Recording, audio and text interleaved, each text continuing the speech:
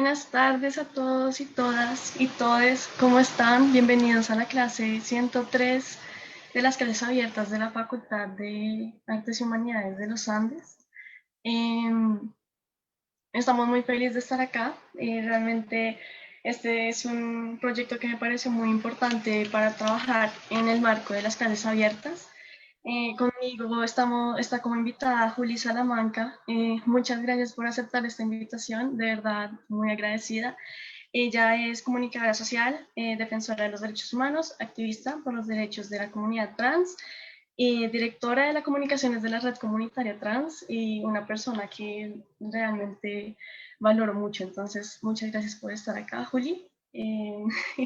Yo soy Lina Angulo, egresada del pregrado y la maestría en literatura de los Andes y actualmente profesora también de la universidad. Entonces, hoy justamente lo que queremos hablar es sobre violencia, específicamente la violencia que viven las personas trans durante las épocas de pandemia, eh, a partir de un sistema violento policial y estatal que refuerza esas violencias de distintas maneras. Entonces, justamente la idea es hablar un poco de eso, hablar un poco de qué sucede cuando hay, qué sucede cuando las personas que brindan la seguridad son las que justamente nos están atacando de alguna manera. Entonces, para entender un poco eso, me parece que ya están viendo mi pantalla.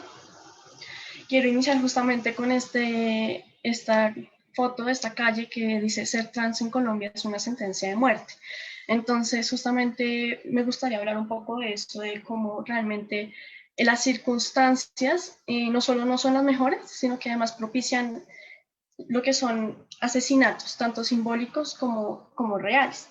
Entonces, para hablar un poco de esto, quiero comenzar pensando en qué es esto de la criminalización, patología y censura de identidades y corporalidades que no entran en el marco del régimen del sistema sexo-género binario. Entonces, no sé si Juli, quieres comenzar un poco hablando de eso respecto a cómo funcionan esas violencias sistemáticas y de pronto por qué se siguen perpetuando.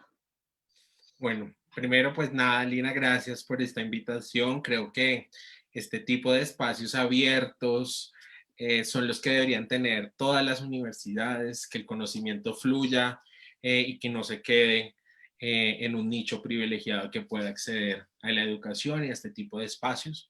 Creo que esta frase es muy diciente. Dice que si la presentación la puedes poner porque se ve como todo o sea, no se ve bien. ¿Cómo la pongo? Hola, en modo presentación, Lina, por favor. Ok. ¿Ya se ve mejor? No, sí, listo. Ahí está perfecta. Entonces, yo creo que esta frase con la que iniciamos de ser trans es una sentencia de muerte en Colombia, es una frase que tristemente es la realidad hoy en día acá. Un ejemplo claro son las 27 muertes de personas trans en lo que llevamos de enero a septiembre. Que es una cifra muy alarmante porque estos asesinatos son dirigidos y cometidos por ser personas trans. Es decir, nos están matando por construirnos como mujeres y como hombres libres, saliendo de esa norma, saliendo de ese binarismo. Entonces creo que acá, para empezar a hablar de la criminalización, la patologización, sí es importante empezar con este referente, y es que nos pone en un escenario de alerta y alarma en el cual no se han tomado las garantías necesarias para este genocidio que está sucediendo con las personas trans. Un ejemplo también claro es que la política pública LGBTI sigue engavetada. en este gobierno no hay la voluntad política de materializar la política pública en los territorios. Entonces, imagínense ustedes si la situación en Bogotá es complicada para las personas trans, con una alcaldesa lesbiana, ¿cómo debe ser la situación para las personas trans en las diferentes regiones de Colombia? Entonces, no sé si quieres pasar. Sí, y es que justamente estaba pensando que el ser, el existir, constituye un enfrentarse a literalmente estar contra este sistema que incluso bajo una alcaldesa lesbiana sigue ocurriendo. Es decir, ese existir produce que la gente se sienta en el derecho de estar contra uno, de violentarlo, de incluso meterlo pues a la cárcel o quitarle su libertad de muchas maneras, solo por el ser. Y la pregunta es justamente, eh, ¿por qué? O sea, ¿por qué surgen esas justificaciones? Y de alguna manera, el otro día alguien me preguntaba, eh, pero es que ¿por qué son así? Y yo le devolví la pregunta, pero es que ¿por qué nosotros somos así? O sea, de alguna manera las personas cis no nos devolvemos esa pregunta de por qué nosotros nos identificamos con X o Y género, pero en cambio sí le ponemos ese deber a las personas trans de justificarse, ¿no? Como que existe un falso deber de que las personas trans deben de justificarse y explicarse y de alguna manera eh, defenderse más o con mucha más fuerza de lo que normalmente debemos, porque justamente el Estado está poniendo estas trabas que nos obligan a ir más allá de lo que deberíamos hacer. Entonces, justamente quiero hablar un poco de eso, específicamente en la cuarentena, con estas políticas o falta de políticas respecto al cuidado de las poblaciones vulnerables, ¿no? Acá no solo hablando de poblaciones trans, sino en general todas las poblaciones vulnerables, y que de alguna manera se le ha encargado la responsabilidad a las organizaciones privadas o pues no gubernamentales de hacer eso. Entonces es incluso un poco eh, reprochable eso, que el Estado no cumpla las funciones, pero que además se recargue en estas otras acciones individuales para que esa población intente sobrevivir. Entonces, no sé, ¿tú qué Yo has creo visto? que podemos hacer primero como una barrida de lo que ha pasado en esta pandemia, en esta cuarentena, y ahí vamos a ir como describiendo cómo opera la criminalización, cómo opera la patologización y cómo opera la censura en los cuerpos trans. Lo primero que hay que decir es que ninguna política pública se puede adoptar a costa de ningún grupo social. Y eso es lo que sucedió acá en Bogotá y en muchas otras ciudades con la implementación de medidas que pusieron en riesgo la vida de las personas trans, como fue iniciando esta pandemia, el tema del pico y género. El pico y género, para los que no saben, era una medida que tales días salían las mujeres, tales días salían los hombres y las personas trans podían salir el día que se sintieran identificadas. ¿Cuál era la realidad de este decreto? Es que si uno pasa este decreto por el test de igualdad de la Corte Constitucional, este decreto se raja. Es un decreto que discrimina, que violenta. ¿Por qué discrimina? Porque utilizaba una categoría que históricamente se ha utilizado para discriminar a las personas, que es la categoría sexo. Lo que este decreto decía es que cualquier persona podía meterse en nuestros cuerpos, cualquier persona podía decirte a ti si eres una mujer o un hombre según su criterio. Y nos dejaba en manos de una institución que históricamente nos ha asesinado, nos ha violentado, nos ha desaparecido, que es la Policía Metropolitana de Bogotá y creo que la policía en todo el mundo. ¿Qué pasó con este decreto? La alcaldesa, pese a que las organizaciones trans hicimos un informe detallado con los argumentos jurídicos y con los argumentos donde le mostrábamos todos los casos de impunidad y los referentes como Perú, que pusieron el pico y género y se echaron para atrás porque vieron que los casos de transfobia y de violencia policial contra personas trans creció. Les pasamos este documento y la alcaldesa hizo caso omiso, salía sus entrevistas a decir que la medida había sido todo un éxito, sin tener ni siquiera una metodología específica para determinar. Sí, como no sabemos qué metodología utilizaron para determinar qué hace una medida como esta es efectiva y no efectiva. Lo que sí tenemos claro es que esta medida dejó 27 casos de violencia en supermercados hacia personas trans, quedaron 5 mujeres trans víctimas de violencia policial en esta y una mujer trans de Ciudad Bolívar apuñalada porque su agresor le dijo que ella estaba en la calle el día que no debía porque ella no era una mujer. Entonces acá vemos cómo la joda y la lora de las organizaciones trans fue verdadera. Acá lo que nos preocupaba un poco fue también la actitud de una alcaldesa que en campaña tenía muy claro que la expectativa de vida de las mujeres 35 años y ella decía que esto se debía en gran parte por la violencia policial. Pero ¿qué hizo cuando llega al poder? Es dejar de nuestro principal agresor, el cual es la policía. Y acá podemos ver con este pico y género cómo cualquier persona se convertía en la policía del género.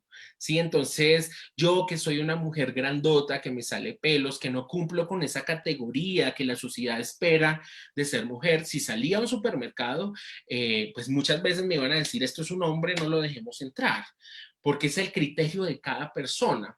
Y pasaba mucho también el tema de la criminalización a las identidades trans en este decreto.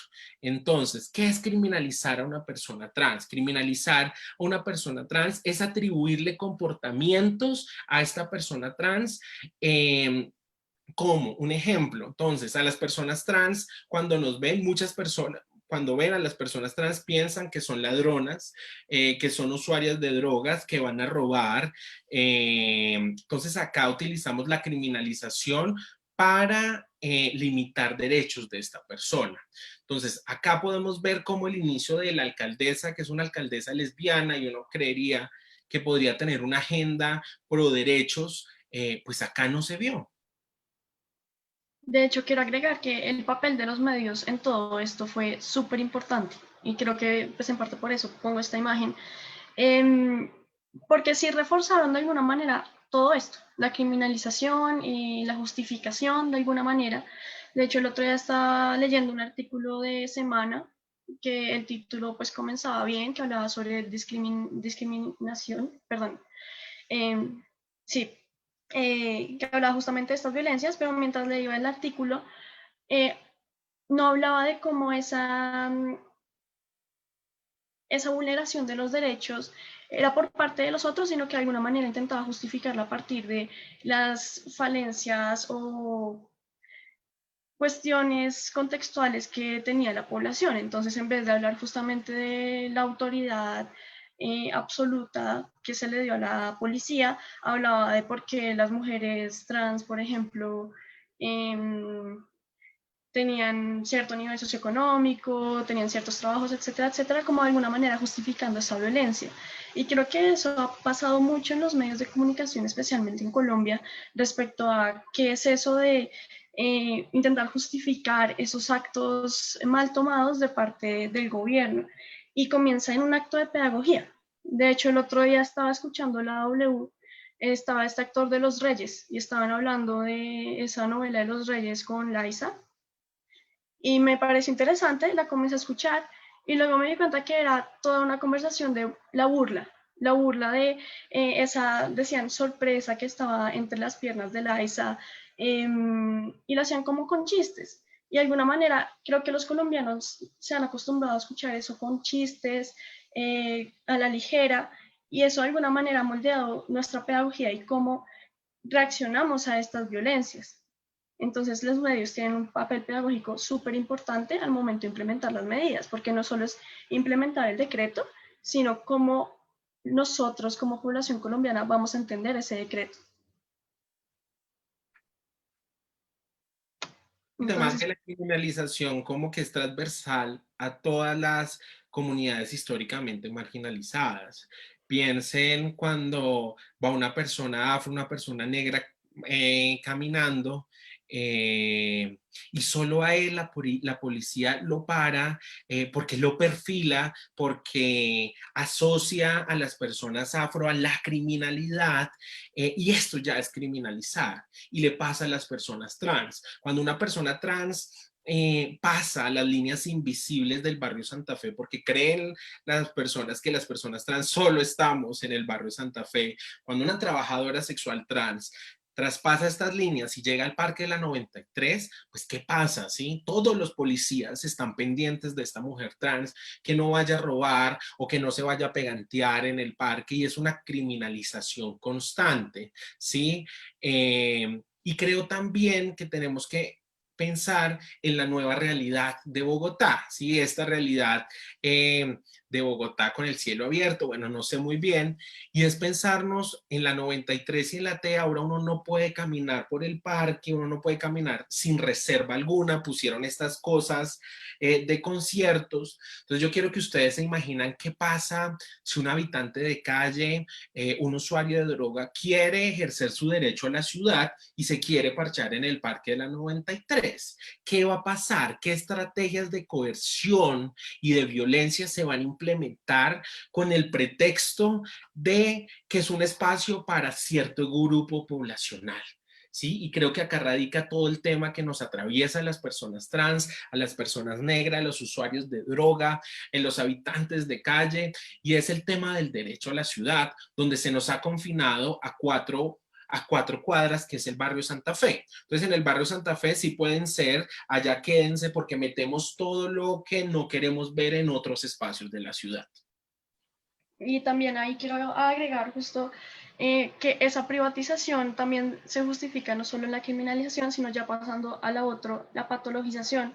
Y estuve pensando mucho en el caso de Alejandro Silva, de la Universidad Distrital, el dicho profesor que dijo literalmente que estas identidades de género eran una aberración. Entonces, de alguna manera, encontramos estos sujetos que están en esos lugares de privilegio, que es el privilegio justamente de enseñar, de transmitir ideas, y llegan a transmitir ese tipo de cosas. Y eso justamente fuerza y solidifica de alguna manera toda esa visión de lo que estamos diciendo. Porque si un profesor universitario lo dice, ¿no? Entonces justamente ahí es cuando también estamos patologizando, censurando identidades, y desde una pedagogía que es impresionante, lo que justamente va a, pues realmente causar algo cuando salgamos, como tú dices, hasta Nueva Bogotá, que está todavía privatizando más el derecho a estar libremente por la ciudad.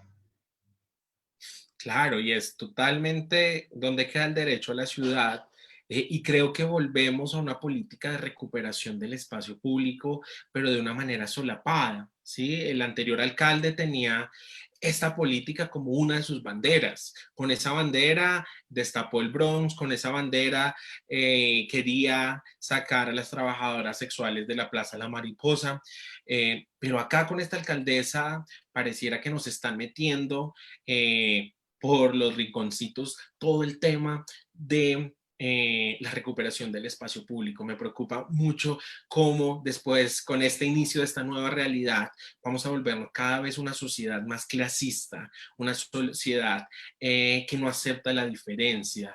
Si yo tengo poder adquisitivo, entonces también tengo poder y tengo derecho de la ciudad. Si no tengo poder adquisitivo, no cuento con ese derecho. Pero acá hay una frase muy importante, y es: esta administración es un peligro para las personas trans. Y creo que también hay que hacer una línea de tiempo para que entiendan cuál es la situación actual de las personas trans en este momento en Bogotá, que se inició en esta pandemia, con el pico y género, que precisamente dejó tantas víctimas, y que al día de hoy la alcaldesa no ha reconocido que fue una acción totalmente que pudo haberse detenido al día siguiente, ¿sí? Acá se sabe que nadie está con un manual debajo de su cama donde decía cómo actuar en la pandemia, pero creo que tenía varios referentes para seguir. El segundo fue el tema de Alejandra Monocuco. No sé si más adelante lo vamos a hablar o lo abro de una vez. Más adelante lo vamos a hablar. Listo. Entonces sigamos. Listo. Entonces yo quería hablar un poco de cómo pues todas estas violencias justamente de alguna manera respaldaron bajo el ideal que se ha construido de la población LGBT, que es el amor es amor, ¿no? Y me pareció muy interesante que la red comunitaria trans parara de alguna manera eso y dijera, no, furia trans. Entonces quería hablar un poco de esa furia, justamente esa furia, ese hashtag estamos putas, ese cambio de paradigma respecto a que no se trata de una pasividad, sino que se trata de una actividad política de, hey, esto está pasando, hay que cambiar las cosas. Bueno, yo creo que históricamente, creo que pasa mucho a las mujeres, como que nos han negado la posibilidad de sentir rabia, ¿sí? O nos han criminalizado o nos han fiscalizado el tono por sentir ira, rabia, empute. Y algo que sentimos cuando nos reunimos varias mujeres en la red comunitaria trans es que un sentimiento que,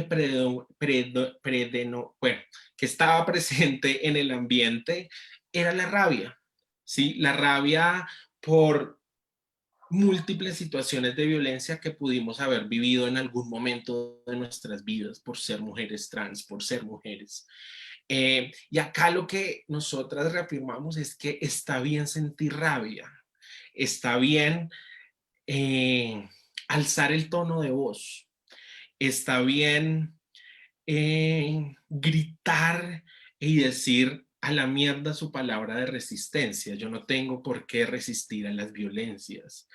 Creo que nosotras vemos este tema de la rabia y de la furia travesti como ese motor de cambio, como ese vehículo para el cambio social. Y es, pucha, estamos emputadas con la sociedad, nos genera mucha rabia y dolor todas estas situaciones de exclusión y violencia, y toda esta rabia la utilizamos y la encaminamos en la lucha por la justicia social. Este término furia travesti viene de Loana Berkins, una activista argentina que murió. Y acá lo quisimos traer por ese sentimiento que estaba presente en trabajadoras sexuales trans, en personas trans. Digamos, fue pucha, ¿por qué no podemos hablar de nuestra rabia y también construir? ¿Sí? Como que siempre nos han mandado como hablen pasito, porque cuando hablamos duro empiezan a criminalizarnos, empiezan a decir, no, es que las trans son muy problemáticas, es que con las trans no se puede trabajar, es que las trans uno no les puede decir nada porque se tocan, ¿sí? Y creo que también ahí la pregunta es, ¿por qué siente rabia esta persona? ¿Sí? ¿Por qué ese sentimiento? Y la rabia creo que también no se puede convertir, no se puede confundir con un odio, ¿sí? Porque nuestra rabia no es generadora de violencia, nuestra rabia y nuestra furia es generadora de cambios, ¿sí? Porque desestabiliza un status quo, porque desestabiliza y le quita la narrativa, porque la narrativa del movimiento LGBTI siempre ha sido contada por hombres blancos privilegiados, ¿sí? Por hombres de Rosales, gays, los hombres gays lindos, los hombres gay de mostrar, siempre han contado la historia de las mujeres trans. Y al hablar de la rabia y de la frustración que nos han quitado el micrófono, es decirle a estos señores, ey, ey, ey, se les acabó el reinado, nosotras tenemos voz. Es esta furia que nos produce y es una furia que a nosotras desde la red comunitaria trans nos ha permitido generar un movimiento crítico y un movimiento autónomo hoy en día, que se ha separado rotundamente uno, del movimiento de lesbianas y de gays privilegiados, el movimiento de Chapinero, y se ha dado una lucha más abierta por un movimiento transinterseccional que hable de las autonomías corporales, que hable del uso de drogas, que hable del trabajo sexual, que hable de las personas privadas de la libertad. De acuerdo. Yo, Juli, para seguir con la siguiente parte de nuestra presentación, quiero presentar unos casos de violencia frente a unas personas trans, y es que justamente esto con los medios lo vemos muy de datos, pero no nos sentamos a ver las caras y lo que sucedió ahí. Entonces lo que me gustaría ahí es ver unos casos, lo que sucedió, y si tú quieres agregar algo sobre alguno de los casos, adelante. Y yo ¿Listo? creo que también es importante darle cara a estas cifras, porque lo que ha pasado un poco en Colombia es que grandes organizaciones LGBT registran las muertes y por eso reciben un montón de financiación. O sea, quería hablar de esto porque como en la actualidad, las organizaciones trans son las organizaciones que menos reciben financiación. Entonces, ustedes van a ver las organizaciones trans y son muy pocas las personas trans que trabajan allí que reciben un sueldo. Pero las grandes organizaciones donde no hay ni siquiera una persona trans contratada, donde no hay una persona trans en su junta directiva, que hablan por nosotras, que hablan de nuestras experiencias, que hablan de nuestras muertes, son las que en este momento cuentan con las grandes financiaciones son, creo que también un poco lo que nos ha dejado esta pandemia es como que la muerte ya es muy normal. Si todos los días muere gente, todos los días se está muriendo, entonces son cifras. ¿Sí? Entonces dicen, sí, 46 personas LGBT han muerto, pero creo que darle cara es sentir que estas vidas nos han importado, que estas vidas, que toda vida, así suene clichésudísimo esto, es sagrada, pero creo que sí, las vidas son sagradas y darle una cara y un rostro y hablar de su vida, de su experiencia, de su muerte, es muy importante para el movimiento trans. De acuerdo. Justamente es este acto de visibilización, ¿no? Porque, pues, claro, un poco en Colombia estamos anestesiados, especialmente por el conflicto, eh, pero hay que ver que también hay, pues claro, cada vida importa, ese es el sentido, y cada vida implica no solo la persona como tal, sino las personas que rodeaban a esa persona, como implica muchos cambios que realmente son importantes ver. Entonces voy a dar unos casos, si podemos hablar de ellos, si quieres agregar algo de ellos sería súper. Si no, pues no importa. Lo importante justamente acá es visibilizar lo que los medios han querido disfrazar como cifras. Entonces, primero quiero hablar del caso de Tunja Vitama, que apareció hace relativamente poco en redes sociales. No creo que sea algo nuevo, de nuevo estas violencias, más que ser nuevas, se están renovando porque es algo histórico. Eh, y es justamente parar acá para preguntar en qué consisten esos tipos de violencias cuando se está hablando de que sistemáticamente la policía y las alcaldías hostigan a las comunidades. Bueno, yo creo que este caso, mm, como que algo positivo de toda esta pandemia es que las personas trans no tienen miedo de denunciar y que hay más canales dispuestos a apoyar este tipo de denuncias. El caso de las trabajadoras sexuales trans de Boyacá es un caso que se repite acá en Bogotá, que se repite en Manizales, que se repite en muchas ciudades. Las mujeres trans están siendo perseguidas, violentadas y criminalizadas por la misma alcaldía de Duitama. Que esto es muy grave porque la alcaldía de Duitama está olvidando lo que ha dicho la Corte Constitucional en materia de que el trabajo sexual es un trabajo digno y como trabajo digno debe ser reconocido como otro tipo de trabajos. Y lo que está haciendo es por medio de estrategias con la policía está violentando y criminalizando a las trabajadoras sexuales. Y acá creo que es importante que entendamos que en este momento no importa si usted tiene una postura abolicionista, regulacionista, tenga la postura que tenga sobre el trabajo sexual. Acá creo que nos tenemos que y nos tiene que unir la defensa de los derechos de las mujeres. ¿Sí? Creo que acá hay algo muy claro y es que estamos proponiendo un pacto a nivel nacional con esta campaña Estamos Putas y es garantizar los derechos de las trabajadoras sexuales y darle oportunidades a las mujeres prostituidas. Y creo que todas las vertientes acá nos tenemos que unir, porque acá están matando y desapareciendo mujeres. Acá están utilizando eh, argumentos moralistas y argumentos fundamentalistas para criminalizar, golpear y quitarle el derecho al espacio público a las trabajadoras sexuales. Ellas sacaron una alerta temprano pero están registrando que actualmente las siguen persiguiendo, las siguen correteando.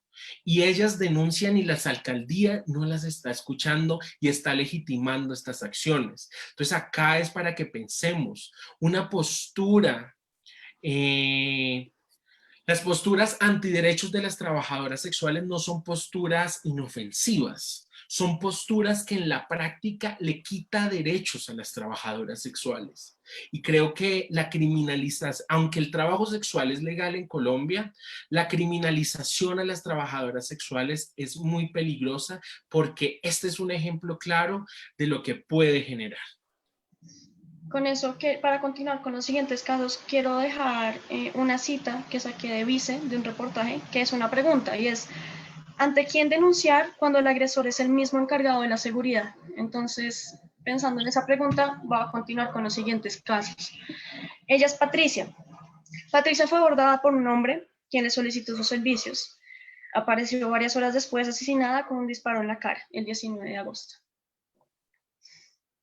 Pues acá es, el mensaje tiene que ser, creo que acá, si empezáramos a cumplir lo que dice la Corte Constitucional y el Congreso hiciera su trabajo y empezara a regular el trabajo sexual, no tendríamos situaciones como estas, ¿sí? Porque el trabajo sexual dejaría de ejercerse en las periferias, en la clandestinidad, sin protección estatal, ¿sí? Creo que el caso de ella se hubiera podido totalmente prevenir porque a ella la mató un cliente. Claro, pero y justamente es importante eso, como que muchas veces pensamos como le relegamos esta responsabilidad solo al asesino, que claro que sí, pero también hay una responsabilidad atrás de un trabajo que no se hizo de parte del Estado, ¿no es cierto? De parte de las políticas públicas, de cosas que pudieron prevenirse para que no pasaran estas cosas. Después de Patricia, tengo el caso del 20 de mayo. La policía en Bogotá disparó a 5 mujeres en el barrio Santa Fe. Tengo entendido que les disparó justamente en sus construcciones identitarias, lo cual causa infecciones, claro, y pues además de violentarles el derecho a la ciudad, violentarles el derecho al trabajo, violentarles el derecho a la vida. Entonces quisiera que habláramos un poco de este suceso, qué pasó con eso, porque realmente en noticias casi que ni se escuchó. Bueno, esto es un modus operandi de la policía. La policía siempre golpea y dispara en las construcciones identitarias de las mujeres trans porque saben que generan daños irreversibles y generan traumatismos muy fuertes en estas zonas del cuerpo donde las mujeres trans se han inyectado silicón o tienen prótesis. Lo que sucedió el 20 de junio fue un caso aterrador porque a las 2 de la mañana estaba un grupo de mujeres trans trabajadoras sexuales y llegaron 8 motos y una patrulla, se bajaron los policías y empezaron a gritarles, córranse de acá, maricas hijueputas, y empezaron a corretearlas por todo el barrio y les dispararon en sus glúteos. 5 mujeres trans resultaron con artefactos dentro de sus glúteos y cuando uno analiza todo este caso ve que los artefactos que utilizó la policía son artefactos ilegales que un policía no puede utilizar porque no es su arma de dotación acá en Bogotá. ¿Qué ha pasado con este asunto? Este caso es muy doloroso porque entonces acá duramos un montón de tiempo visibilizando este caso de tortura, de violencia policial, llamamos a la ambulancia, no llegó la ambulancia, a las mujeres les tocó sacarse ellas mismas el artefacto del glúteo. Cuando pusimos la denuncia ante la fiscalía, lo que ocurrió fue que un grupo de policías se acercaron a la oficina de la red comunitaria y a la casa de las 5 mujeres trans que habían denunciado a intimidar para que quitáramos la denuncia ante la fiscalía. Pese a esto, al otro día, saben que en el barrio Santa Fe confluyen actores de diferentes zonas. Nos dijeron que teníamos que quitar la denuncia o si no sabíamos qué consecuencias podía traer no seguir con la denuncia. Claro, la policía tiene nexos con grupos al margen de la ley en el sector que no les conviene, pues que se le acabe su negocito. Acá duramos hasta hace 4 días que nos dicen que un uniformado fue sancionado por 6 meses y ya. Lo que pasaba es que ante estas denuncias lo que hacían era cambiar al uniformado y ponerlo, y llegaban otros, pero seguía la misma situación de violencia policial. Acá hay algo y es que no son manzanas podridas y hay que dejarlo muy claro. Acá la Policía Metropolitana de Bogotá tiene una política de perfilamiento, de criminalización y de violencia hacia los cuerpos trans, que no se va a solucionar con talleres, que no se va a solucionar con pedagogía. Ayer recibimos un caso del grupo de trabajadoras sexuales en el sector de Patio Bonito, que a las 2 de la mañana llegó un grupo de policías con destornilladores, con el mismo modus operandi de lárguense de acá, maricas hijueputas, a apoyarlas y a quitarlas del espacio público. Estas agresiones están justificadas con algo que es salvaguardar la salud pública, ¿sí? Porque ellas no podían estar trabajando porque estamos en medio de una pandemia. Entonces los policías justifican la violencia con salvaguardar a las demás personas del virus y del COVID. Es cómo se ha legitimado y se ha naturalizado la violencia policial en Bogotá desde la misma alcaldesa. Todos los días se han presentado casos de brutalidad policial y estamos haciendo cumplir el decreto que nadie puede estar en las calles, pues golpeémoslas, no importa. De hecho, esto que hablamos de artefactos ilegales de la policía, me acuerdo mucho el caso de Dylan Cruz, ¿no? Que justamente también hay que pensar que, de nuevo, estas violencias no son nuevas, ¿no? Pero simplemente conocemos más de unas que otras, ¿no? Por ejemplo, pues el de Dylan Cruz fue un caso que sonó mucho, eh, que hasta el día de hoy me parece que todavía no ha sucedido nada, pero en este caso que es tan sistemático, que afecta de muchas maneras a la población, eso casi ni se habla, pero justamente va muy de la mano de porque a pesar de que derechos humanos internacionales han dicho que hay unos artefactos que la policía y los militares no pueden usar, los usan libremente y luego nos quieren meter a la cabeza que son solo unas manzanas podridas, cuando tenemos, como tú dices, tantos casos tan seguidos. Además de eso, quiero continuar con el siguiente caso. Ella es Luisa. El cadáver de Luisa fue encontrado en Buga, en un caño. Lleva 10 años de activismo trans, el 4 de agosto. Creo que de alguna manera ese activismo y ese intentar a jugar por los derechos de las personas también resulta mal. Digamos, es un caso más, digamos, de líderes sociales que justamente acá en Colombia no solo no se puede existir, sino que no se puede existir defendiendo derechos de las personas que están siendo vulneradas. Sí, yo creo que pues hay que ver la situación actual de los defensores de derechos humanos en Colombia. ¿Cuántos defensores de derechos humanos han asesinado y no ha pasado nada?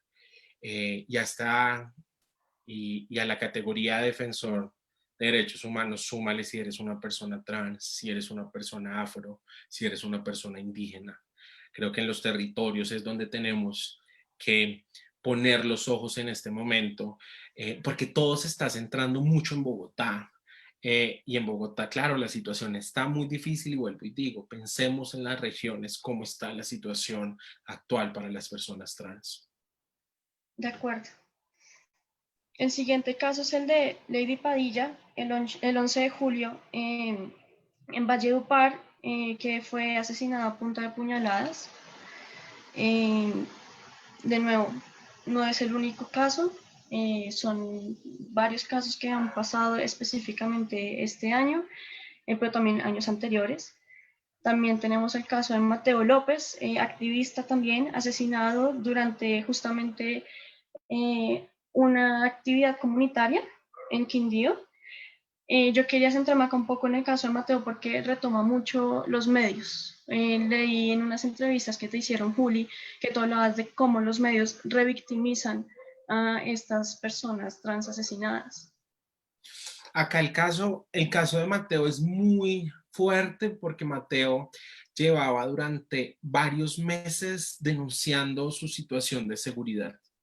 ¿sí? Él llevaba denunciando que lo iban a matar, que lo iban a matar, y a unos días antes había hecho un plantón frente a la alcaldía exigiendo su seguridad y su vida. El caso de Mateo y el de muchas personas trans en los medios de comunicación es muy fuerte, porque como lo he dicho, a las personas trans nos matan dos veces. Una, cuando nos ponen la rodilla en el cuello, cuando nos disparan, cuando nos meten el cuchillo, pero otra cuando registran nuestras muertes. En el caso de Mateo, todas las medios, Semana, medios regionales, todas, cubrieron su muerte como la muerte de una mujer y pusieron el nombre que no le pertenece a Mateo.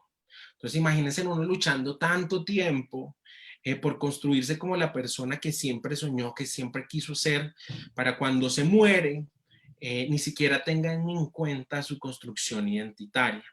Y este problema radica en algo que es el censo poblacional. ¿Sí?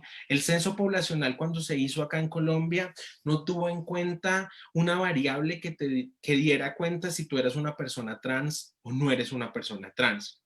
Entonces, esto quiere decir que para el Estado colombiano las personas trans siguen sin existir. Solo existen hombres y mujeres cisgénero.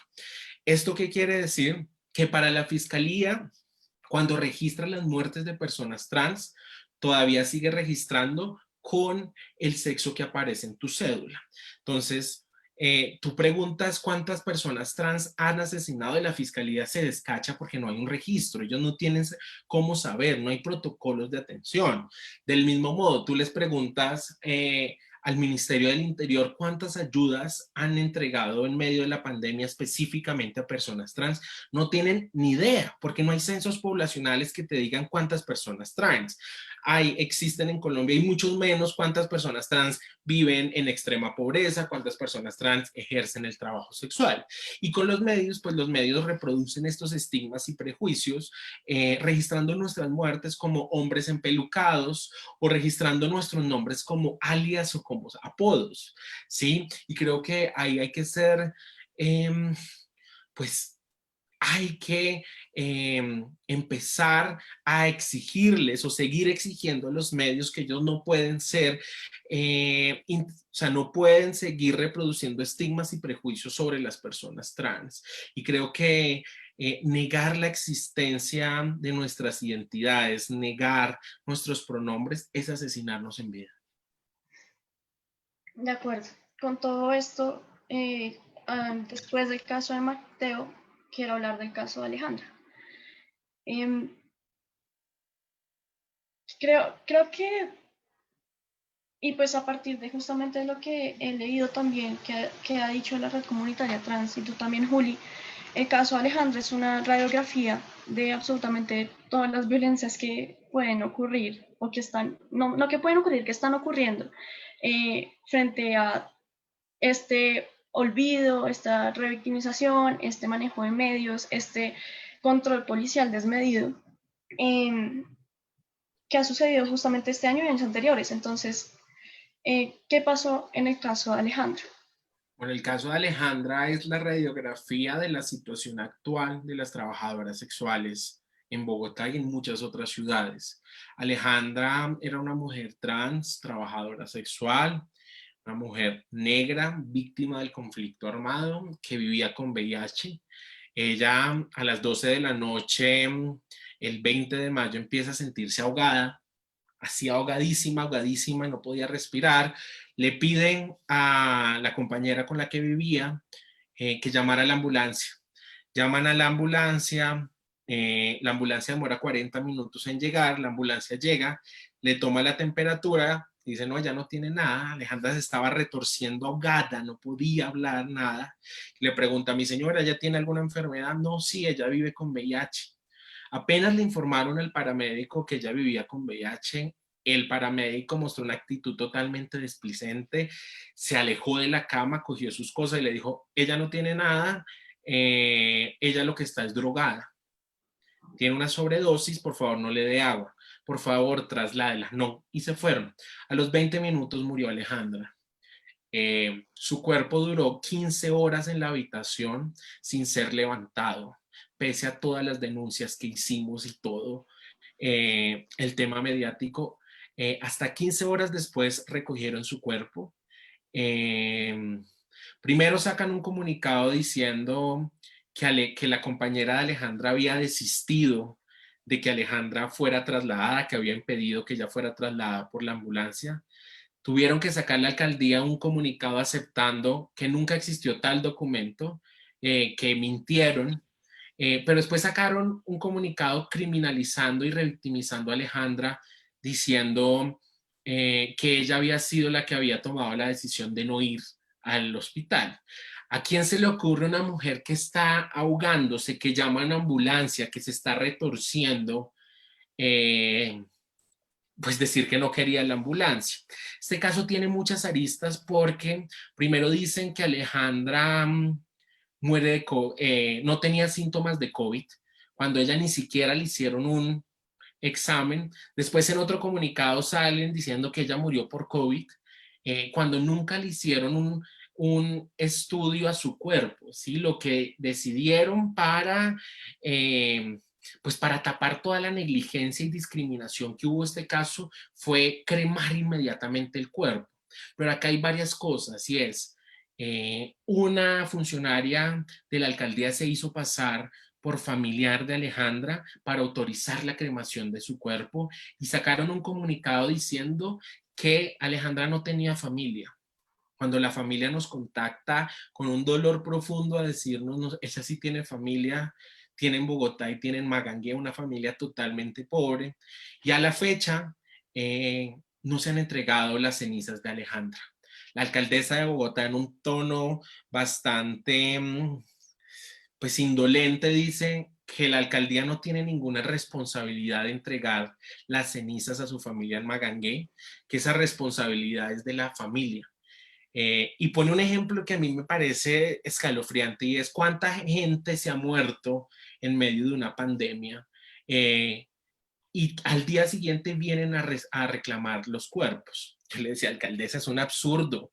Alejandra la mataron. Alejandra la mató la negligencia del sistema. Alejandra la mataron por vivir con VIH. No la quisieron atender. Cuando usted habla de un ejercicio de verdad, justicia, reparación y no repetición, lo mínimo que debería hacer la alcaldía por el dolor de esta familia es hacerle llegar las cenizas. No ha sido posible. Este caso está en la fiscalía, pero es un caso muy complicado porque no hay cuerpo. ¿Sí? No hay cuerpo que la fiscalía pueda entrar y estudiar y decir, pucha, acá sí hubo omisión, acá estudiamos el cuerpo y sí murió ahogada, murió de COVID, fue por falta de atención. Entonces, llegar a probar este caso que tiene todas las pruebas y demuestra toda la falta y el estigma y el prejuicio es muy berraco, pero es un caso demasiado doloroso porque acá vemos todo, pues el estigma sobre una mujer pobre, ¿sí? Posiblemente si eso me hubiera pasado a mí en el sector de Bogotá que vivo, no hubiera sido lo mismo, ¿sí? Yo soy una mujer trans que cuenta con algunos privilegios, que pudo acceder a la educación superior, pero ella por ser pobre, por ser trabajadora sexual, recayó sobre su cuerpo todo el estigma y el prejuicio. Y lo más grave de esta historia es, hay muchísimas Alejandras en este momento en el barrio Santa Fe. Muchísimas Alejandras que no cuentan con acceso a la salud, con acceso a la justicia. Muchísimas Alejandras que viven con VIH y no tienen acceso a las retrovirales. Alejandra murió en la pobreza absoluta. Alejandra murió sin ayudas por parte del distrito para poder llevar esta pandemia. Y esa es la historia de muchas trabajadoras sexuales que no han recibido ni una ayuda por parte del distrito. Y creo que también, agregando un poco, este es un caso muy claro de revictimización porque no solo hubo una violencia en el caso de que la asesinaron a partir de las acciones que se tomaron, sino que también hubo una segunda violencia en la que desaparecieron su cuerpo. O sea, de alguna manera, ese intento de borrar la existencia de, pues justamente, las personas con vulnerabilidad dice mucho respecto a las políticas que toman los sistemas acá en Colombia, ¿no? Porque no es solo dejarlos morir, sino tomar acciones que hacen que la gente muera y que además a partir de eso hay que borrar a la gente. Entonces me parece justamente que esa es la parte también especialmente dolorosa del caso. No, y además también el caso acá, uno veía en redes sociales que decían, menos mal se murió porque esa puta estaba infectando de VIH a todo el mundo. Entonces acá viene también la carga y la desinformación sobre el VIH. Y acá en este caso se puede materializar todo el tema de la criminalización. ¿Sí? Cuando nosotras ponemos la denuncia, entonces lo que buscó la alcaldía es desacreditar la versión de la organización trans a como de lugar.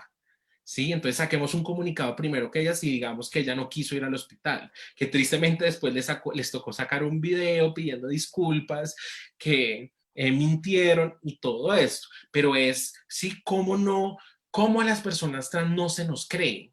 Nos toca tener todas las pruebas del mundo para que se nos crea, ¿sí?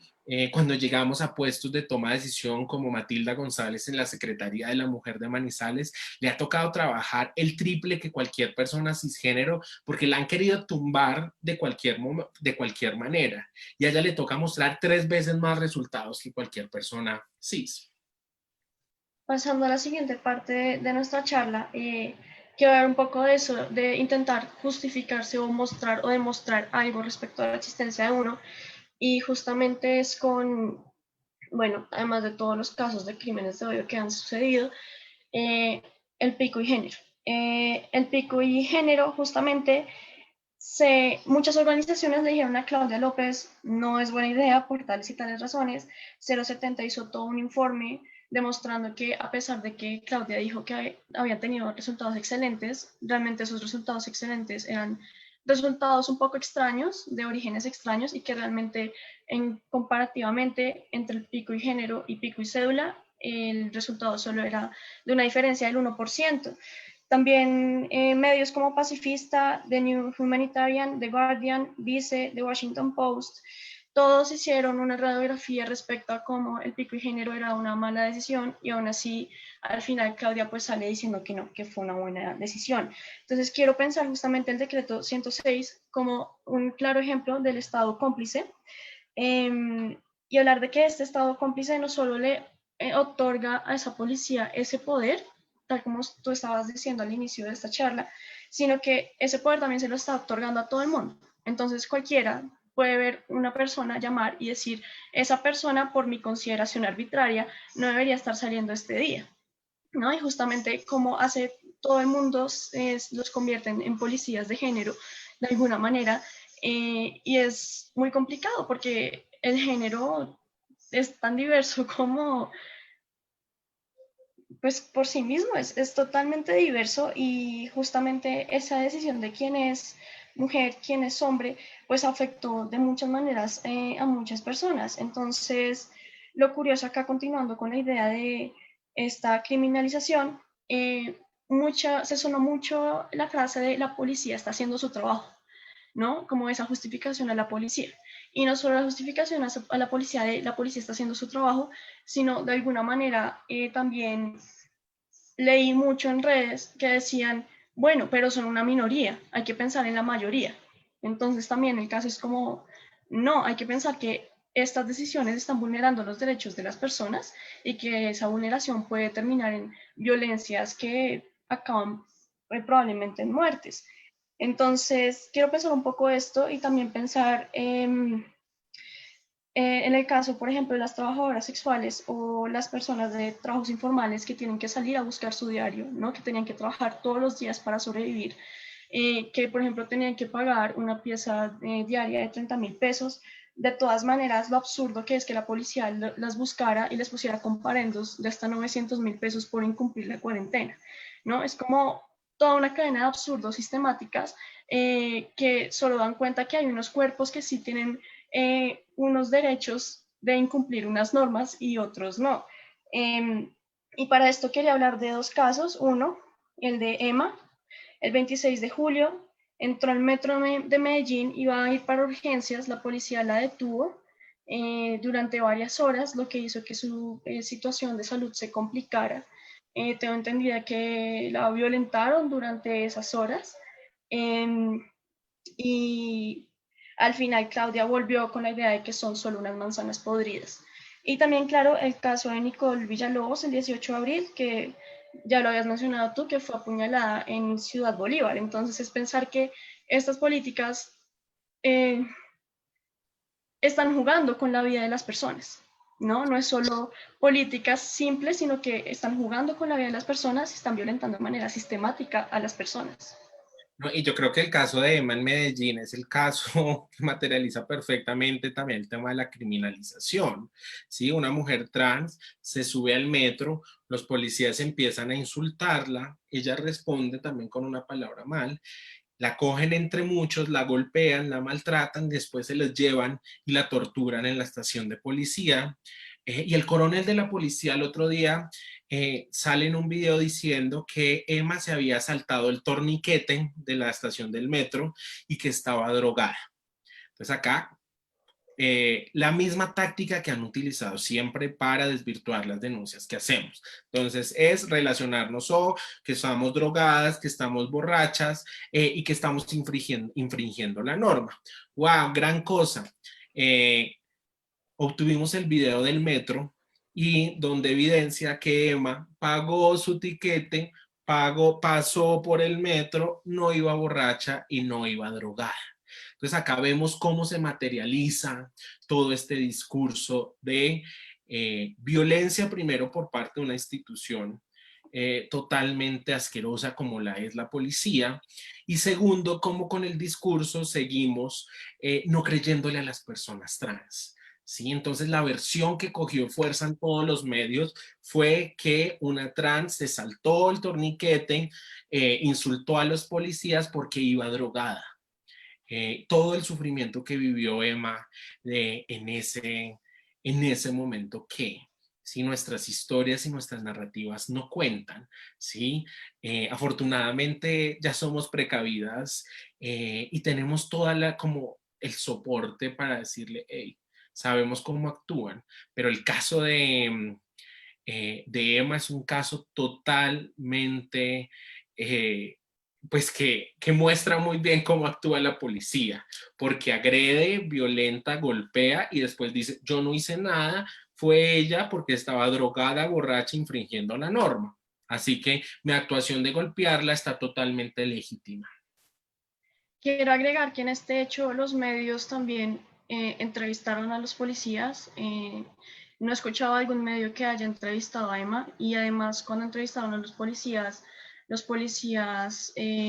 hablaron de ella con los pronombres equivocados, ¿no? Entonces creo que también eso es importante porque vuelve y juega, es el asunto de pues revictimizar, de cómo se está hablando, incluso en ese mismo usar el pronombre equivocado está esa violencia y está ese no me voy a corregir, ¿no? Entonces creo que también es importante hablar. Además que como, o sea, la carga simbólica que hay en en un medio nacional, decirle hombre es muy fuerte, ¿sí? Porque saben que hacen daño, porque saben que están violentando. Entonces eso no lo hacen porque no hayan entendido o porque se les pasó, eso lo hacen con el único objetivo de hacer daño.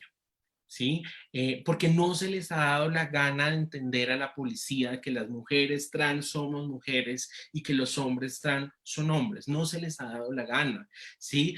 Creo que los diferentes movimientos, el movimiento afro, el movimiento de mujeres, el movimiento LGBT, ha capacitado, hijo de mil veces a la policía, hemos hecho y hemos estado ahí con ellos, ya no sirve, ¿sí? Uno tiene que saber y ser crítica y decir, este tipo de espacios no sirve para eso, hay que reestructurar totalmente esta institución. De acuerdo. Quería agregar también que son violencias, que también hay violencias pequeñas, por así llamarlas, aunque no creo que ninguna violencia sea pequeña, violencia es violencia. Eh, Uy, no puedo pasar el PowerPoint, bueno, no importa. Que hablaba justamente de durante la cuarentena, dentro de todas las aplicaciones que ocurrieron, apareció esta aplicación del Face App, ¿no? Y todo el mundo con el Face App cambiándose de género, cómo me veo siendo mujer, cómo me veo siendo hombre, y de alguna manera, claro, la gente cuando es un juego está bien, pero ya cuando es con vidas humanas, ya hay un no querer ver de alguna manera. Entonces quería agregar eso un poco y quiero hablar justamente de lo que es la protesta en tiempos de pandemia. Esta protesta justamente inició, ok, esta protesta justamente siempre ha iniciado en la calle, ¿no es cierto? Esta protesta siempre ha sido muy de reinventar la calle, reinventar el espacio público, que justamente trae de nuevo la pregunta de qué va a pasar con la privatización de las calles. Y no solo la privatización, sino también el hecho de que con la nueva normalidad de Bogotá, una de las cosas que supuestamente prohibieron es la aglomeración, y dentro de esa aglomeración incluyen las protestas. Entonces, de alguna manera, el gobierno piensa que necesitamos permiso para cogernos las calles y marchar y hacer protesta, como si eso no fuera un derecho, como si la misma protesta, marcha de tomarse las calles fuera en sí un acto de literalmente tomarse la calle. Ese es el acto, no necesitamos pedir permiso para salir a marchar. Pero entonces quería hablarte un poco de, ya para ir cerrando, que se nos está acabando el tiempo, cómo fue la última marcha trans, qué pasó con esa división respecto a la población LGBT, porque sí hubo una división ahí, y recordar de nuevo que justamente este acto de marchar está de nuevo trayendo la posibilidad de ser políticos, ¿no? Porque se nos está olvidando mucho que esta marcha del Pride, del orgullo, no es salir a pintarnos la cara de colores, es salir a exigir unos derechos básicos que nos están dando, que nos están viendo. Entonces quería, si puedes, ya para cerrar, nos hablarás un poco de cómo han sido las nuevas protestas en tiempo de cuarentena y cómo fue la última marcha trans. Bueno, yo creo hace 3 años, pues primero les recomiendo un documental que se llama La Primavera Trans. En nuestro Instagram lo pueden encontrar, que narra un poco como el inicio de esta ruptura o esta separación que hubo del movimiento trans con el movimiento LGBT1. Y es como ustedes piensen un poco cuando uno tiene una relación totalmente nociva, ¿sí? Con su pareja. Eh, lo que sentíamos nosotras es que había una relación nociva con el movimiento LGBT, el movimiento de lesbianas y gays, porque como les dije en un inicio, esta narrativa siempre ha sido contada por hombres gays privilegiados. Y en el movimiento LGBT1, las luchas de las personas trans no tenían cabida y no era un movimiento democrático en el cual nos sintiéramos acobijadas. Nuestras luchas siempre quedaban de últimas, y dijimos nada, pues armemos rancho aparte. Sí, creo, pues nosotras tenemos voz y nuestras luchas propias tienen que ser prioridad. Si el movimiento LGBT no quiere que sea prioridad y ha encaminado su lucha ciega por el matrimonio y la adopción, acá nosotras no tenemos nada que hacer. Hace 3 años nos separamos, nos divorciamos del movimiento LGBT1 y también lo hicimos de una manera política. Dijimos, no marchamos con ellos, marchamos por nuestras luchas y una lucha interseccional, una lucha no clasista, una lucha donde también están incluidas trabajadoras sexuales, usuarias de droga, personas afro, personas con discapacidad. Y ya llevamos, fue el 5.º año que hacemos Yo Marcho Trans. Y este año, el año pasado tuvimos 1.500 personas en el barrio Santa Fe gritando Yo Marcho Trans y marchando por los derechos de las personas transgénero en Colombia. Y este año, en medio de una pandemia, el 3 de julio dijimos, pucha, nos están matando, no nos queda de otra que la movilización social. Sí, estamos en una pandemia, pero vamos a salir a marchar cumpliendo con todos los protocolos de bioseguridad, porque no nos van a callar con un tapabocas, no nos van a callar. Esta marcha fue hermosa porque marchábamos por la vida de Alejandra para gritar justicia para Alejandra, para gritar que esto está haciendo un genocidio y el gobierno de Iván Duque no está haciendo nada para evitarlo, y que la alcaldía de Claudia López, una alcaldía que se hizo elegir como la Bogotá cuidadora, de cuidadora con las personas trans no tiene nada, porque está respondiendo con bolillo y estigma. Y en esta marcha logramos ser más o menos 1000 personas trans en medio de una pandemia. Acá creo que el reto de la movilización social es preguntarse qué va a pasar con la movilización social. Obvio no nos van a quitar un derecho, ¿sí? Nosotros no, pues ni siquiera hay que pedir permiso, ¿sí? Esto es un derecho que tenemos como ciudadanos, ciudadanos y ciudadanas. Pero a mí lo que siempre me ha conflictuado es qué va más allá de la movilización social. ¿Qué esperamos que se logre a partir de las marchas? Creo que también hay que llevar todas estas marchas a la discusión de políticas públicas. Y por eso estoy convencida que ya se vienen las elecciones y que hay muchas personas trans preparadas para cargos de elección popular. Porque si no llegamos a estos puestos de toma de decisión, pues nuestras necesidades nunca van a llegar a ser importantes. Entonces, una de mis grandes preguntas es, sí, sigamos movilizándonos, sigamos gritando en las calles, pero también acompañémoslo con acciones concretas para materializar estos derechos, porque siento que a veces nos quedamos cortas, cortos y cortes saliendo a las calles. Y es algo que nos mueve a todas y que es un grito de dignidad humana, pero acompañémoslo también con acciones y estrategias contundentes para que esto no se quede en la marcha y ya. De acuerdo. Y con todo esto hay que pensar también el papel de los medios de comunicación, de las redes sociales, que si todavía no siguen en la red comunitaria trans, muy invitados a hacerlo, que justamente habla sobre eso, otras maneras de visibilización para que justamente no se quede en eso, ¿no? Digamos, seguir, claro que sí, pero avanzar con ese seguir, avanzar con ese caminar.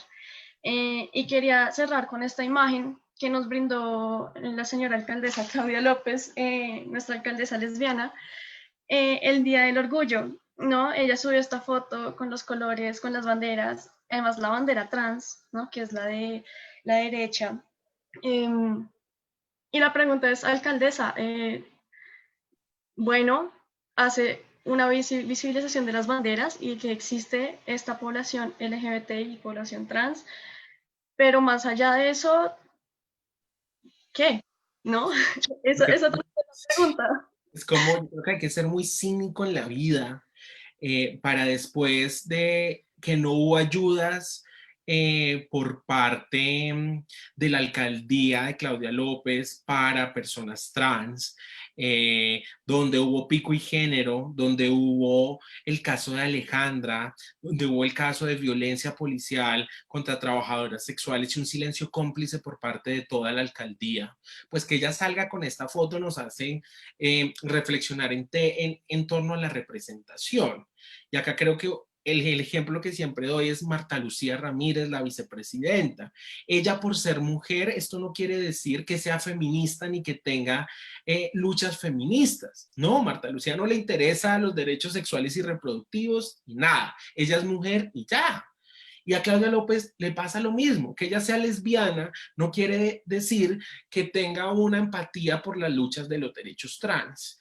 Y acá creo que es muy importante pensar en eso, porque yo voté por Claudia, ¿sí? Como que no crean que soy como una que la odia o algo así, pero es como también nos engañan con este tipo de discursos de la igualdad es imparable. Sí, con su eslogan de la igualdad es imparable logró convencer a gran parte de la sociedad porque pensó que se iba a subir al poder una mujer que entendía la situación de exclusión de las mujeres, pero hemos visto cómo ha funcionado ese el bolillo, hemos visto cómo ha funcionado la intimidación a organizaciones trans que han denunciado violencias. Entonces yo creo que acá uno no puede comer entero. Que el discursito, como lo hablábamos, de los Converse, también para los nuevos liderazgos de los hombres super progres, tampoco uno se lo tiene que comer entero. O el discursito de la primera mujer lesbiana, pues no, hemos visto que de feminista Claudia López no tiene nada, de Bogotá cuidadora no tiene nada. Acá en Bogotá lo que hemos recibido es bolillo y hambre para las comunidades históricamente marginalizadas. Y está bien. Que sí es la primera mujer, pero creo que uno tiene que no comer entero. Y yo puedo decir lo que pues sí, me engañó totalmente. Somos dos, totalmente. Listo, creo que ya se nos pasó el tiempo. Creo que podemos dar un espacio a unas preguntas y de hecho sí nos han preguntado cosas. Acá en el Zoom tengo qué rol está jugando la academia en el análisis de estos casos para la toma de decisiones y política pública. Bueno, yo creo que históricamente la relación de la academia con las personas trans había sido una relación colonialista y extractivista, ¿sí? Donde la academia veía a las mujeres trans y a las personas trans como objetos de estudio. Y un poco lo que ha hecho la red comunitaria trans es voltear esta pirámide de la academia y es darle mayor valor al saber comunitario y empezar a crear prácticas con la academia que se alejen de estas prácticas asistencialistas, paternalistas, y colonialistas donde no solo nos ven como un objeto de estudio. Como llego al zoológico de las trans, hago mis papers y ya. Creo que en este momento necesitamos más universidades que entiendan que un proyecto de investigación no se hace en un semestre, trabajando con comunidades históricamente marginalizadas. Creo que un proyecto de investigación no puede mandar a sus estudiantes a manosear a comunidades sobre texto de un producto académico. Creo que es el momento para que unamos esfuerzos entre la academia y lo comunitario para construir relaciones fuertes en horizontalidad que nos permitan hacer una construcción en mira a la construcción de políticas públicas. De alguna manera, yo diría demostrarle a la academia que la misma academia se puede desacademizar, de alguna manera. Y es un desacademizar en el sentido de dejemos de estar repitiendo los mismos de siempre para justamente hacerlos a las comunidades vulnerables como sujetos de estudio. Incluso yo estaba justamente pensando en todos, pues en mi carrera general, ya es suficiente, como que ya es suficiente hablar, digamos, de temas de género usando únicamente, por ejemplo, los mismos autores de siempre, que claro, tienen su valor importantísimo, como pues Simone de Beauvoir o Foucault, pero en algún punto uno tiene que pensar, debe haber algo nuevo, y especialmente para un contexto latinoamericano, debe haber algo nuevo respecto a esas teorías, debe haber un momento que debe ser ahora en el cual podamos abrir la academia a las voces que hasta el momento han sido silenciadas, porque justamente esa es la riqueza de la academia de alguna manera, y nos hemos olvidado de eso. La riqueza es poder escuchar, ¿no? Y poder hablar.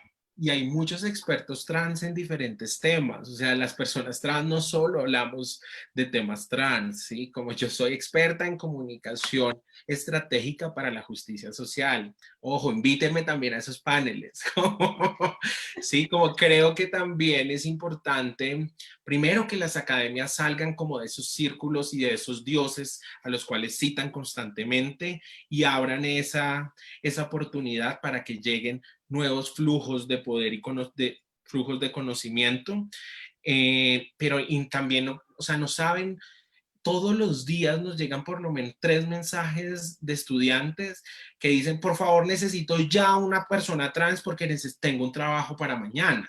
Entonces también es como, sí, la culpa recae en el estudiante, pero ¿qué le está exigiendo la universidad para ese tipo de trabajo? Sí, entonces hagan por favor una investigación de las trans o de los habitantes de calle. Entonces corran por esta idea absurda de la nota. Entonces creo que hay que empezar a transformar estas prácticas utilitaristas y colonialistas que tiene la academia. Porque seguimos reproduciendo cada vez más, las personas trans van a hacer un rechazo frente a esta idea patriarcal de academia que nos han vendido. De acuerdo. Acá hay otra pregunta que es, eh, bueno, Charlie dice, por una parte agradezco a Lina, Juli y la facultad por este espacio. Por otra parte, quedo muy triste por lo contado. No podemos seguir en este estado de ignorancia. Creo que queda claro con lo que Juli y Lina nos ha dicho, pero la pregunta es, definitivamente no hay ninguna manera de que trans y LGBT realicen ese frente común para señalar los casos de abuso y buscar el reconocimiento de la dignidad?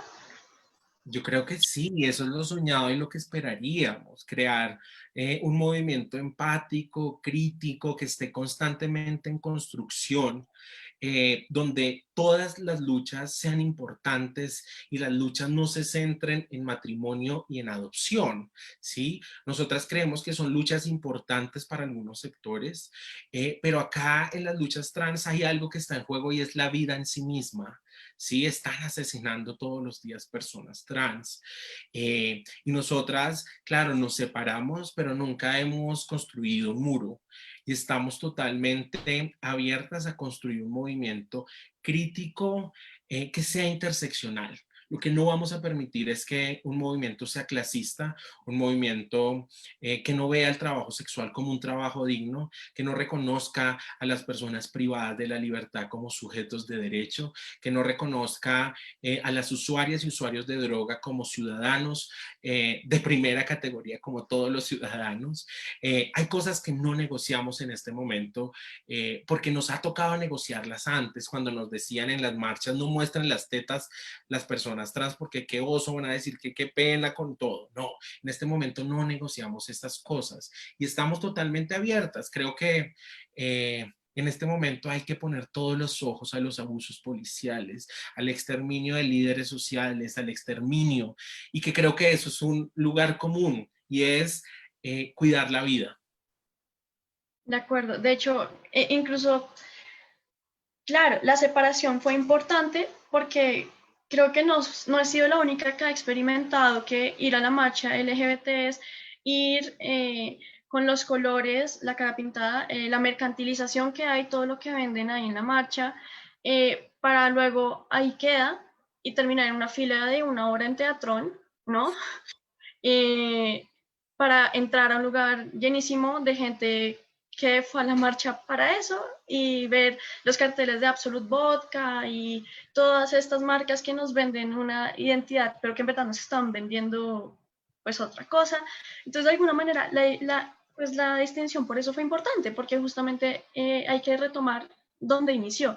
Y donde inició fue un acto político, donde inició fue un acto de retomar lo que se necesitan, los derechos que se nos están negando justamente y que lo están haciendo de manera sistemática y muy libre. Entonces, claro, la idea no es cerrarse, pero sí demostrar que tiene una importancia mucho más grande que es la vida. Y Charlie nos pregunta por creo que nuestras fue, redes. o sea, creo que fue un precedente muy importante para decirle a este movimiento LGBT1 que las personas trans tenemos agencia y que podemos construir un movimiento autónomo, que tenemos voz, que no vamos a permitir ni por el Kiras que sigan hablando por nosotras, ¿sí? Y creo que eso sí genera un precedente muy importante en el movimiento trans en Colombia. Porque este año logramos que 7 ciudades en medio de una pandemia salieran en una movilización social que se llamó Yo Marcho Trans, ¿sí? Sin necesidad de intermediarios ni de nada. Nosotras podemos. De acuerdo. Acá también nos preguntan por nuestras redes, si tenemos redes sociales. Sí, la respuesta es sí, tenemos redes sociales. Está la de la red comunitaria trans, ¿no es cierto? Pues la mía es Lina Angulo, me encuentran con mi nombre, y la de Juli es, Eh, Salamanca.juli en Twitter, Facebook y en Instagram, la red también en todas las, en 3 como red comunitaria trans. para que tengan en cuenta. Acá sigo leyendo. Juan dice, es muy triste todo esto que se ha visibilizado en esta charla, la cantidad de vidas perdidas, y agradezco profundamente esa visibilización. Pero aparte de eso, también siento que es muy importante buscar fórmulas para que estos hechos no vuelvan a suceder. Y la pregunta es, ¿qué acciones entonces proponen que se pueden ir haciendo? Tanto en lo macro como en lo político y lo público como cada uno. Yo creo que hay que empezar por lo menos todavía no sé cómo, pero decirle al Estado que la responsabilidad es del Estado y que deje de apoyar esa responsabilidad en los grupos privados o ONGs, lo que estamos hablando en la charla. Como que creo que esa es una parte fundamental de empezar a hacer algo. Porque claro, estos grupos como la Red Comunitaria Trans hace muchísimo. Realmente las acciones que hace son muy buenas, aportan mucho y siempre están trabajando para ayudar a los derechos humanos, pero cuando uno está solo y sin el respaldo del Estado es muy difícil. No sé, Juli, qué acciones podrían proponerse entonces. Sí, yo creo que pues en medio de la pandemia vimos cómo organizaciones trans, organizaciones feministas a lo largo del país dieron respuesta a la ausencia del Estado. Y dando respuesta a la ausencia del Estado, no queríamos quitarle responsabilidad al Estado, sino si no lo hacíamos, se podían perder muchas vidas. Eh, Total. Creo que en este momento lo primordial en acciones concretas hay que materializar el tema de la política pública LGBTI. Que absurdamente por medio de una tutela tocó exigirle al gobierno de Iván Duque que ejecutaran la política pública LGBTI. Que esto también puede ser un pajazo mental, ¿sabes? Del tema de la política pública para materializar los derechos de las personas trans. Acá tenemos que pensarnos es en el tema de cómo hacer para que no sigamos perdiendo vidas trans. Y esas acciones, tristemente, no las podemos hacer ni las organizaciones de la sociedad civil, ni Lina, ni Juli, ni la academia en sí. El gobierno nacional tiene que tomar una acción contundente para parar estos asesinatos sistemáticos que se han venido presentando frente a las personas trans. Creo que las organizaciones, claro, podemos crear mecanismos de autocuidado, de protección para personas trans, podemos seguir registrando todas las violencias, podemos seguir alzando la voz, pero si no hay una acción contundente por parte del Estado, va a ser muy jodido. Acá creo que un ejemplo es ayer en la medianoche en Argentina pasó algo increíble que cumplió un poco con una deuda histórica con las personas trans, y es que por medio de decreto presidencial se declaró el cupo laboral a personas trans. Esto es algo increíble y es un precedente histórico para toda Latinoamérica. Y es que el Estado está reconociendo que las personas trans no han podido acceder a los trabajos por diferentes motivos y que ahorita hay una ley que va a obligar a que en los puestos del Estado tiene que haber fijo la contratación de personas trans. Eso es voluntad política, pero acá pues estamos muy lejos de materializar pues, pues una ley de cupos trans, pues lejos. Sí, de acuerdo. Exigir, seguir peleando por lo mínimo y seguir exigiendo que no se quede en la foto con las banderas y las luces de colores, sino que Por vaya mucho más favor.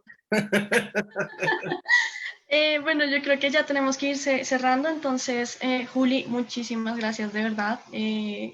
Escucharte siempre es increíble. Muchas gracias a la universidad por darnos el espacio y muchas gracias a todos, todas y todos los participantes y los que nos hicieron preguntas. No, nada, gracias Lina por la invitación, me siento súper afortunada que me hayas invitado. A los Andes, gracias por generar estos espacios que sacan un poco la academia callejear, donde todas las personas pueden enterarse de todas las cosas que hablamos y dijimos, y nada, las personas, gracias por su tiempo. Muchas gracias.